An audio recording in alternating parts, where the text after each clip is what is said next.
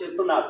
ఎందుకు నాశనం చేస్తున్నారంటే వంట చెరుకు కావచ్చు, స్మగ్లింగ్ కావచ్చు, అదేవిధంగా మరి గృహోప పరికరాలకు కావచ్చు, అంతేకాకుండా అడవులకు వెళ్ళినప్పుడు అక్కడ చేసేటువంటి అనాగరికత పనుల వల్ల, అంటే అగ్గి వెలిగించి మరి అక్కడ గడ్డి కాల్చడం వల్ల అడవంతా కూడా సమూలంగా నాశనం అయిపోతుంది, కాలిపోతుంది.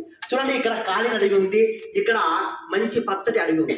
ఇక్కడ ఈ చేతిలో ఉన్నటువంటి ఈ బాటిల్ ఏమనుకుందాము, వర్షం అనుకుందామా.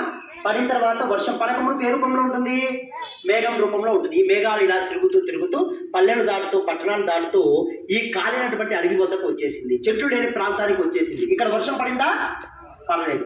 అదేవిధంగా మేఘాలు తిరుగుతూ తిరుగుతూ పల్లెలు దాటుతూ పట్టణాలు దాటుతూ గ్రామాలు దాటుతూ ఈ విధంగా మరి పచ్చని చెట్ల వద్దకు వచ్చేసింది. ఇక్కడ వర్షం పడుతుందా, మరి ఇక్కడ మరి పంటలు పండుతాయా, తాగేదానికి నీరు ఉంటుందా, తినేదానికి తిండి ఉంటుందా.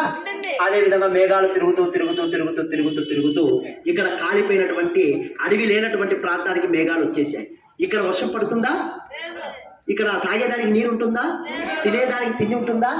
రైతులు ఆర్థికంగా మరి బలహీన పడతారు, మరి చక్కగా వారి కుటుంబాలన్నీ కూడా చితికిపోతాయి. ఇక్కడ చూడండి, వర్షాలు రావడం లేదు. అదేవిధంగా మేఘాలు ఇక్కడికి వచ్చేసరికి మరి చక్కగా వానలు పడుతున్నాయి, ఇక్కడికి వచ్చేసరికి వర్షం పడడం లేదు. రైతులు కళ్ళల్లో నీళ్లు కూడా ఉండవు. అప్పుడు వానలు పడకుండా